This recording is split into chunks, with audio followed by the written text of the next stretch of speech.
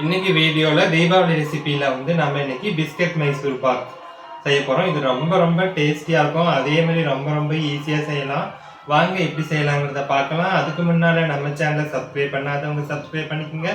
கூடவே வர bell சிம்பிளையும் click பண்ணி ஆளுங்கிற ஆப்ஷனை ப்ரெஸ் பண்ணிக்கோங்க.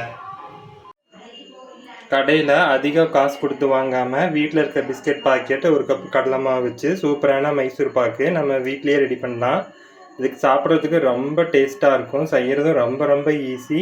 கண்டிப்பாக இந்த தீபாவளிக்கு இந்த பிஸ்கட் மைசூர் பாக்கை செஞ்சு பாருங்கள். பார்த்திங்கன்னா ரொம்ப சாஃப்டாக இருக்கும். வாயில் வச்சதுமே கரைஞ்சிரும், அந்த அளவுக்கு ரொம்ப சாஃப்டாக இருக்கும். வணக்கம், என் பேர் Jaipal Raju. Welcome to Mettur multi craft channel. First இந்த ரெசிபி பண்ணுறதுக்கு ஒரு கடாயில் ஒரு கப் அளவுக்கு கடலை மாவு சேர்த்துக்கலாம். இப்போ இதை அடுப்பை சிம்மிலேயே வச்சுக்கிட்டு ஒரு 2 நிமிஷத்துக்கு கடலை மாவோட பச்சை வாசனம் போய் நல்ல வாசம் வரும், அது வரைக்கும் ஃப்ரை பண்ணிக்கலாம், ட்ரை டோஸ்ட் பண்ணிக்கலாம். இப்போ நல்லா ஒரு 2 நிமிஷம் சிம்லேயே வச்சு நல்லா வறுத்தாச்சு. நல்லா கம கம கமன்னு வாசம் வருது. இப்போ நம்ம ஸ்டவ் ஆஃப் பண்ணிவிட்டு இதை எடுத்து நம்ம ஜலிச்சு எடுத்துக்கலாம். இது நல்லா ஆறி வரட்டும். அடுத்ததான் நம்ம இதை ஜலிச்சு எடுத்துக்கலாம். இப்போ இந்த மாவை ஆறிடுச்சு, நம்ம ஜலிச்சு எடுத்துக்கலாம். இப்போ ஒரு மிக்சி ஜார் எடுத்துக்கலாம். அதில் பிஸ்கட் நம்ம சேர்த்துக்கலாம். நான் வந்து 10 ரூபா பாக்கெட்டில் ஒரு பாக்கெட் சேர்த்துறேன். நான் வந்து இன்றைக்கி சூப்பர் மில்க் பிஸ்கட் தான் எடுத்துருக்கிறேன். இதை வந்து உடச்சிட்டு சேர்த்துக்கலாம்.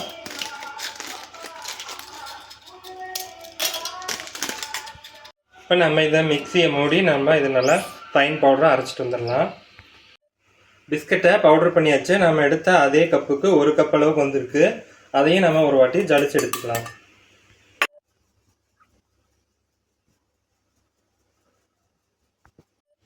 இது கூட 1.5 கப் அளவுக்கு நாம் ஆயில் சேர்த்துக்கலாம். நான் வந்து வாசம் இல்லாத சன்ஃப்ளவர் ஆயில் தான் சேர்க்குறேன்.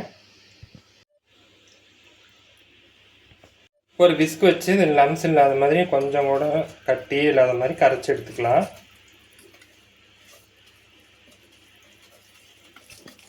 கட்டியில் இல்லாத மாதிரி நல்லா இந்த மாதிரி கரைச்சி எடுத்தாச்சு.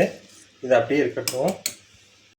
அடுத்ததான் மைசூர் பாக் செட் பண்ணுறதுக்கு நம்ம ட்ரேயில் கொஞ்சமாக நெய் ஊற்றி ஸ்ப்ரெட் பண்ணிக்கலாம். எல்லா பக்கமும் ஈவனாக படுற மாதிரி ஸ்ப்ரெட் பண்ணிக்கலாம். நமக்கு வந்து மைசூர் பாக் ரெடி ஆனோடனே இது ஆயில் தடவிட்டு ரெடி பண்ண முடியாது. அதனால் இப்போவே ரெடி பண்ணி எடுத்து வச்சுக்கலாம். நம்ம டக்குன்னு வந்து ரெடி ஆனதும் மைசூர் பாக் ஊற்றி செட் பண்ணிக்கலாம். இப்போ ஒரு கடாய் வச்சுருக்கேன். அதில் நம்ம 2.5 கப் அளவுக்கு சர்க்கரை சேர்த்துக்கலாம். நம்ம வந்து 2 கப் மாவுக்கு 3 கப் சேர்க்கணும். பிஸ்கட்லேயே வந்து நல்லா ஸ்வீட் இருக்கிறதுனால நம்ம 2.5 கப் அளவுக்கு மட்டும் சர்க்கரை சேர்த்துக்கலாம்.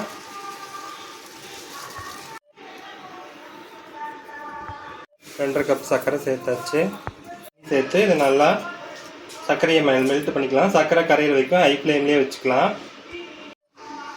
இது கைவிடாமல் கலந்து கொடுத்தோம்னா நமக்கு சர்க்கரை வந்து ஈஸியாக கரைஞ்சி வந்துடும். சர்க்கரை கரையிற வரைக்கும் ஹை ஃப்ளேம்லேயே வச்சுக்கலாம்.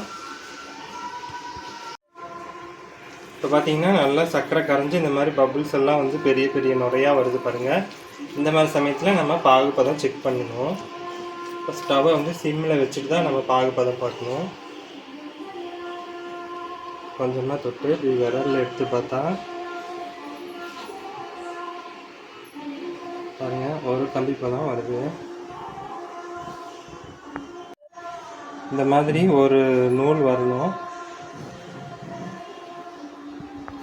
இப்போ வந்து ஒரு கம்பி பதம் வந்துருச்சு. நம்ம ஸ்டவ்வை வந்து சிம்மில் வச்சுட்டு நம்ம ஏற்கனவே கரைச்ச கடலை மாவு பிஸ்கட் மாவு கலவையை உள்ளே சேர்த்துக்கலாம்.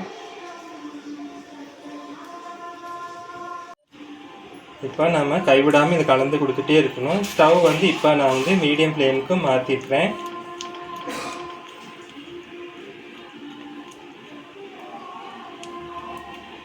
இப்போ 2 நிமிஷம் ஆயிடுது. பார்த்திங்கன்னா சைட்லலாம் நல்லா இது மாதிரி பொரிஞ்சு வருது. கொஞ்சம் திக்காகவும் ஆயிருக்கு. இந்த சமயத்தில் நான் வந்து பக்கத்துலேயே வந்து ஒரு கப் நெய்யை மெல்ட் பண்ணி வச்சுருக்கேன். நான் வந்து இதை உள்ளே சேர்த்துக்கிறேன். ஒரு கரண்டியாக சேர்த்துக்கலாம். நீங்கள் வந்து 1 கப் அளவுக்கு நெய்யாகவும் சேர்த்துக்கலாம். இல்லாட்டினா உங்களுக்கு பாதி நெய் பாதி ரீஃபைண்ட் ஆயில் இந்த மாதிரி கூட சேர்த்துக்கலாம்.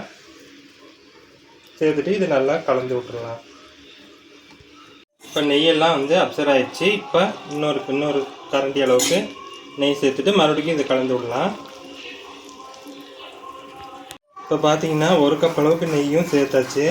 இந்த மாதிரி பார்த்தீங்கன்னா ஒட்டாமல், கடாயில் ஒட்டாமல் நல்லா சுழண்டு வருது பாருங்கள். இதுதான் பக்குவம். இப்போ நம்ம இதை எடுத்து ட்ரேயில் செட் பண்ணிடலாம்.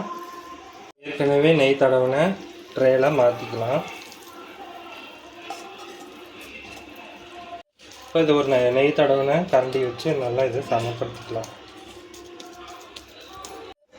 அவ்வளோதான், லெவல் பண்ணியாச்சு. இது கொஞ்சம் நம்ம லைட்டாக கை பொறுக்கிற சூடு வரும்போது பீஸ் போட்டுக்கலாம். இப்போ கொஞ்சம் லைட்டாக சூடு ஆறி இருக்குது. இப்போ நம்ம ஒரு நெய் தடவின கத்தியில் இந்த மாதிரி மார்க் போட்டு விட்டுடலாம்.